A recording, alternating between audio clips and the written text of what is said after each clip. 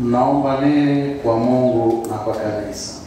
Tunaomba kufunga nadhiri na kudumu katika utumishi wa Bwana shirikani. Wote tutekie tumshukuru Mungu. Ndugu zangu, kwa ubatizo mlifia dhambi na kuwekwa wakfu kwa Bwana. Je, mnataka kuungana zaidi na Mungu kwa nadhiri takatifu? Ninataka. Je, mwataka kwa msaada wa neema ya Mungu kuishi daima maisha ya usafi kamili wa moyo, utii na ufukara ambao Maria mama wa Kristo aliyaishi? Ninataka.